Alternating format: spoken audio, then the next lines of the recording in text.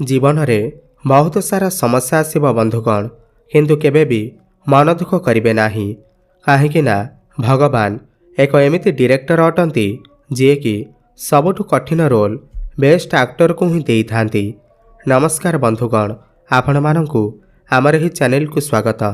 आज ही ज्योतिष कार्यक्रम समस्त मीन राशि व्यक्तिविशेष मानक पाई बहुत ही अधिक गुरुत्वपूर्ण रही कहीं वर्ष 2026 11 मार्च 2026 पर एमानकर जीवन में बहुत बड़ परिवर्तन आसवाई जाऊँगी।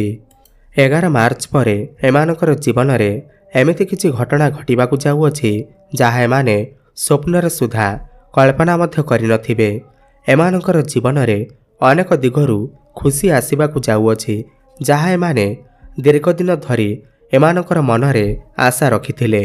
तेबे एही 11 मार्च पर माने होलीर तुरंत पर एमानकर जीवन में कौन परिवर्तन आसिब, भाग्य कौन परिवर्तन आसिब एवं एमानंकु केउं खुशी खबर प्राप्ति हेबा विस्तार भाव में आज भिडियो आमे आलोचना करिबा। आपण माने समस्त जानिछंती एही वर्ष सूर्यंकर वर्ष अटे एवं वर्ष 2026 11 मार्च को देवता मानकर गुरु देवगुरु बृहस्पति तांकर बकरी चलनरू मार्गी चलन करिबा पई जाउछंती एवं जून मासरू नै करी अक्टोबर नवेम्बर मास पर्यंत तांकर उच्च राशि को चलन करिवे एवं उच्चस्थ हेबे। पूरा 12 वर्ष पर देवगुरु बृहस्पति तांकर उच्च राशि को चलन करिवे। आपणकु केउं प्रकार फल प्रदान करिवे आसंतु जानिबा। 11 मार्च पर आपणकु केउं केउं क्षेत्र रे लाभ मिलिबाकु जाउअछि, आपणकु केउं खुशी खबर मिलिबा पई जाउअछि। एही कार्यक्रम आपणकर जन्म राशि चंद्र राशि उपर आधारित। आपणकर जदि मीन राशि हुई थाए, आपणकर जदि मीन लग्न भी हुई थाए, आपण ही भिडियोटी को देखि पारिबे। तेबे आसंतु जानिबा। एहा पूर्वरु जदि आपणकर भी मीन राशि हुई थाए एवं आपण भी ईश्वर को सच्चा हृदय रे भक्ति करुथांती, विश्वास करुथांती, तेबे एही भिडियोटी को लाइक करी कमेंट बॉक्स रे ओम नमः शिवाय हर हर महादेव अवश्य लिखि दियंतु। देखंतु आपणकर हेउछि मीन राशि। आपण माने समस्त जानिथिबे वर्तमान आपणक राशि रे शनिकर 7.5 द्वितीय चरण चालू अछि। वर्तमान समय आपण मानक पाई संघर्षर समय चली अछि। आपणकु बहुत अधिक परिश्रम करबाक पड़िबो। आपण बहुत अधिक मानसिक चिंता भितर रहुथिबे, बहुत अधिक टेंशन भितर रहुथिबे, बहुत अधिक ऋण करजर मायाजाल रे आपण फसी जाइथिबे। आपणकर स्वास्थ्यगत समस्या देखा जाउथिबो। समस्त क्षेत्र रे किछि ना किछि बाधा उपजिथिबो। किंतु 11 मार्च पर देवगुरु बृहस्पति आपणकर चतुर्थ भाव माने सुखर भाव रे आपणकर बकरीरु मार्गी चलन करिवे एवं सीधा दृष्टि आपणकर कर्म भाव उपरକୁ देबे। आपण लेखिकी रखंतु 11 मार्च पर जो व्यक्तिविशेष माने गोटे चाकरीर अपेक्षार थिले, दीर्घ दिन धरी चाकरी पाई चेष्टा करुथिले, तो सेमानको निश्चिंत भाव में चाकरीटी प्राप्ति हेबा। बेरोजगारी युवक युवती मानंकु नूतन कर्म सुनिश्चित प्राप्ति हेबा। प्रमोशन जोग बनिबा। कर्मक्षेत्र में आपणकर किछि ना किछि बड़ परिवर्तन होई पारे। हुए तो आपणकर कर्मक्षेत्र में आपणकर ट्रांसफर होई पारे। कौनसी एमएनसी कंपनी रु जॉब ऑफर मत आसी पारे। 11 मार्च पर कर्मक्षेत्र में लगी रही समस्त समस्या आपण को मुक्ति मिलिब। आपण आपणकर कर्म को नहीं आपण कौनसी मीटिंग अटेंड को नहीं विदेश यात्रा मध्य करि पारंती। कर्मक्षेत्र में आपण को सम्मानित करा जाई पारे।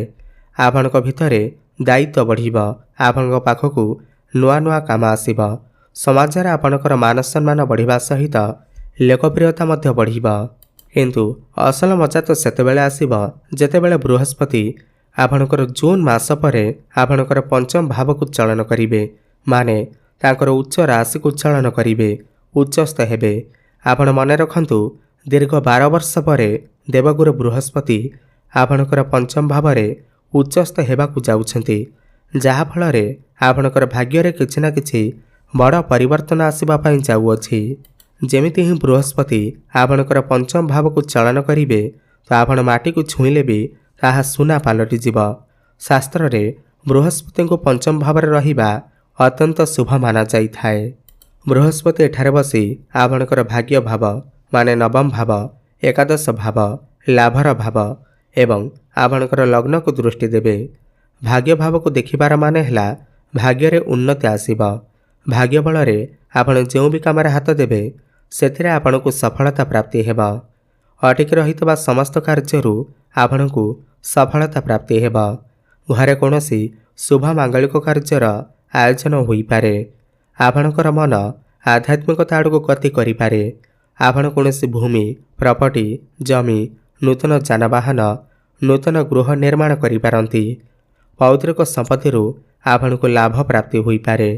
ପୁରୁଣା ପ୍ରପର୍ଟିରୁ ମଧ୍ୟ ଆପଣଙ୍କୁ ଲାଭ ପ୍ରାପ୍ତି ହୋଇପାରେ। ଦେଖନ୍ତୁ, ବୃହସ୍ପତି ଆପଣଙ୍କର ପଞ୍ଚମରେ ଅଛନ୍ତି, ତ ପଞ୍ଚମ ଭାବ ଆପଣଙ୍କର ପ୍ରେମ ଜୀବନ, ଶିକ୍ଷାକ୍ଷେତ୍ର, ସନ୍ତାନର ଭାବ ହୋଇଥାଏ। ପୁଣି ଏଠାରେ ବୃହସ୍ପତି ଉଚ୍ଚସ୍ଥ ଅଛନ୍ତି, ତ ସବୁଠାରୁ ବଡ଼ କଥା ଏହା ଅଟେ କି ଯେଉଁ ବ୍ୟକ୍ତିବିଶେଷମାନେ ଦୀର୍ଘଦିନ ଧରି ସନ୍ତାନ ସୁଖରୁ ବଞ୍ଚିତ ଥିଲେ, ସନ୍ତାନର କାମନା କରୁଥିଲେ, ତ ଏହି ଜୁନ୍ ମାସ ପରେ ସେମାନଙ୍କୁ ନିଶ୍ଚିନ୍ତ ଭାବରେ ସନ୍ତାନ ସୁଖ ପ୍ରାପ୍ତି ହେବ। ଆପଣ ଲେଖିକି ରଖନ୍ତୁ, 11 ମାର୍ଚ୍ଚରୁ ନେଇକରି ଅକ୍ଟୋବର ନଭେମ୍ବର ମାସ ଭିତରେ ଆପଣଙ୍କୁ ନିଶ୍ଚିନ୍ତ ଭାବରେ ସନ୍ତାନ ସୁଖ ପ୍ରାପ୍ତି ହେବ। ଯେଉଁ ପିଲାମାନଙ୍କର ବିବାହ ବୟସ ହୋଇଯାଇଛି ସେମାନଙ୍କର ଘରକୁ ବିବାହ ପ୍ରସ୍ତାବମାନ ଆସିପାରେ ଏବଂ ବିବାହ ମଧ୍ୟ ଫାଇନାଲ ହୋଇପାରେ। ପ୍ରେମ ଜୀବନରେ ମଧ୍ୟ ସଫଳତା ପ୍ରାପ୍ତି ହେବ। ପ୍ରେମ ଜୀବନରେ ଲାଗି ରହିଥିବା ସମସ୍ତ ସମସ୍ୟାରୁ ଆପଣଙ୍କୁ ମୁକ୍ତି ମିଳିବ। ଆପଣଙ୍କର ଜୀବନରେ କେହି ନୂତନ ପାର୍ଟନର ଆସିପାରନ୍ତି। ଭ୍ରମଣ ସୁଖ ଆପଣଙ୍କୁ ପ୍ରାପ୍ତି ହେବ। ପ୍ରେମ ଜୀବନ ଆପଣଙ୍କର ସୁଖମୟ ବ୍ୟତୀତ ହେବ। ଯେଉଁମାନଙ୍କର କଥାବାର୍ତ୍ତା ବନ୍ଦ ହୋଇଯାଇଥିଲା, ବ୍ରେକବାଦୀ ହୋଇଯାଇଥିଲା, ସେମାନଙ୍କର ପୁଣି ଥରେ କଥାବାର୍ତ୍ତା ହୋଇପାରେ। ଶିକ୍ଷା କ୍ଷେତ୍ରରେ ମଧ୍ୟ ଆପଣ ବହୁତ ଅଧିକ ଉନ୍ନତି ପ୍ରଗତି କରିବେ। ଆପଣଙ୍କର ଯେଉଁ ମନ ଡାଇଭର୍ଟ ହୋଇଯାଉଥିଲା, ପାଠପଢ଼ାରେ ମନ ଲାଗୁନଥିଲା, ତ 11 ମାର୍ଚ୍ଚ ପରେ ଆପଣଙ୍କର ମନ ପାଠପଢ଼ାରେ ଲାଗିବ। ଶିକ୍ଷା କ୍ଷେତ୍ରରେ ଆପଣ କିଛି ନା କିଛି ବଡ଼ କରିବାକୁ ଚେଷ୍ଟା କରିବେ ଏବଂ ସେଥିରେ ସଫଳ ମଧ୍ୟ ହେବେ। ମନପସନ୍ଦର କଲେଜରେ ଆପଣଙ୍କର ଆଡ଼ମିସନ୍ ହୋଇପାରେ। 11 ମାର୍ଚ୍ଚ ପରେ ଯଦି ଆପଣଙ୍କର କିଛି ଏକ୍ଜାମ୍ ଅଛି, ଖାସ୍ କରି କମ୍ପିଟେଟିଭ୍ ଏକ୍ଜାମ୍ ଅଛି, ସରକାରୀ ସ୍ତରରେ କିଛି ପରୀକ୍ଷା ଅଛି, ତେବେ ଆପଣଙ୍କୁ ନିଶ୍ଚିନ୍ତ ଭାବରେ ଶୁଭଫଳ ପ୍ରାପ୍ତି ହେବ। ଆପଣ ଯଦି କିଛି କମ୍ପିଟିସନରେ ଭାଗ ନେଉଛନ୍ତି, କ୍ରୀଡ଼ା କ୍ଷେତ୍ରରେ ଭାଗ ନେଉଛନ୍ତି, ତେବେ ଆପଣଙ୍କୁ ନିଶ୍ଚିନ୍ତ ଭାବରେ ଶୁଭଫଳ ପ୍ରାପ୍ତି ହେବ। ଯେଉଁ ବ୍ୟକ୍ତିବିଶେଷମାନେ ପୂର୍ବରୁ ଋଣ କରଜର ମାଲଜାଲରେ ଫସି ରହିଥିଲେ, 11 ମାର୍ଚ୍ଚ ପରେ ସେମାନଙ୍କୁ ସମସ୍ତ ଋଣ କରଜରୁ ମୁକ୍ତି ମିଳିବ। ସମସ୍ତ ଶତ୍ରୁମାନଙ୍କ ଠାରୁ ମଧ୍ୟ ମୁକ୍ତି ମିଳିବ। ବୃହସ୍ପତିଙ୍କର ସପ୍ତମ ଦୃଷ୍ଟି ଆପଣଙ୍କର ଏକାଦଶ ଭାବ ଉପରେ ପଡ଼ୁଅଛି। ଏକାଦଶ ଭାବ ଆପଣଙ୍କର ଆୟର ଭାବ ହୋଇଥାଏ, ଲାଭର ଭାବ ହୋଇଥାଏ, ଇଚ୍ଛା ପୂର୍ତ୍ତିର ଭାବ ହୋଇଥାଏ।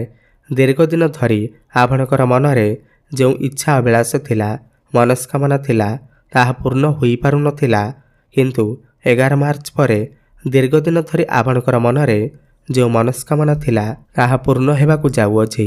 11 ମାର୍ଚ୍ଚ ପରେ ଆପଣ ନିଜେ ଦେଖିବେ ଆପଣଙ୍କର ଆୟରେ ବୃଦ୍ଧି ଦେଖାଯିବାକୁ ମିଳିବ। ବିଭିନ୍ନ ଦିଗରୁ ଆପଣଙ୍କ ପାଖକୁ ଅର୍ଥର ଆଗମନ ହେବ।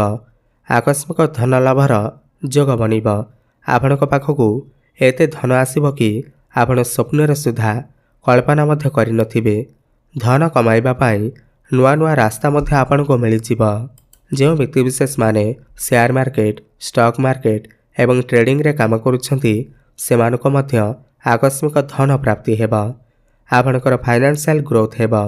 ବ୍ୟାଙ୍କ ବାଲାନ୍ସ ଆପଣଙ୍କର ବଢ଼ିବ। ବୃହସ୍ପତିଙ୍କର ଦୃଷ୍ଟି ଆପଣଙ୍କର ଲଗ୍ନ ଭାବ ଉପରେ ରହୁଅଛି, ଯାହାଫଳରେ ଦୀର୍ଘଦିନ ଧରି ଆପଣ ଯେଉଁ ମାନସିକ ଚିନ୍ତା ଭିତରେ ରହୁଥିଲେ, ପରିଶ୍ରମ ଅନୁଯାୟୀ ଆପଣଙ୍କୁ ଫଳ ପ୍ରାପ୍ତି ହୋଇପାରୁନଥିଲା, କିନ୍ତୁ 11 ମାର୍ଚ୍ଚ ପରେ ଆପଣଙ୍କୁ ସମସ୍ତ ପରିଶ୍ରମର ଫଳ ପ୍ରାପ୍ତି ହେବ। ଆପଣଙ୍କୁ କିଛି ନା କିଛି ଖୁସି ଖବର ନିଶ୍ଚିନ୍ତ ପ୍ରାପ୍ତି ହେବ। ସମସ୍ତ ସ୍ୱାସ୍ଥ୍ୟଗତ ସମସ୍ୟାରୁ ଆପଣଙ୍କୁ ମୁକ୍ତି ମିଳିବ। ସମସ୍ତ ମାନସିକ ଚିନ୍ତାରୁ ଆପଣଙ୍କୁ ମୁକ୍ତି ମିଳିବ। ପାରିବାରିକ ସୁଖ ଆପଣଙ୍କୁ ପ୍ରାପ୍ତି ହେବ।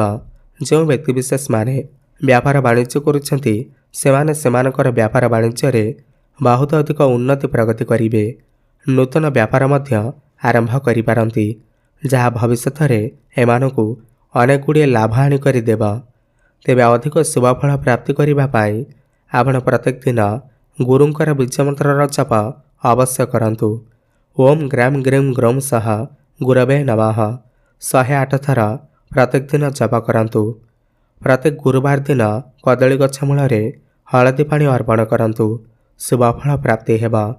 ଏବଂ ପ୍ରତ୍ୟେକ ଦିନ ହନୁମାନ ଚାଳିଶାର ପାଠ କରନ୍ତୁ। ଓମ୍ ନମଃ ଶିବାୟ ଏହି ମନ୍ତ୍ରର ଜପ ଅଧିକରୁ ଅଧିକ କରନ୍ତୁ। ଶୁଭଫଳ ପ୍ରାପ୍ତି ହେବା ସହିତ ଆପଣଙ୍କର ଭାଗ୍ୟରେ ଉନ୍ନତି ଆସିବ। ଧନ୍ୟବାଦ।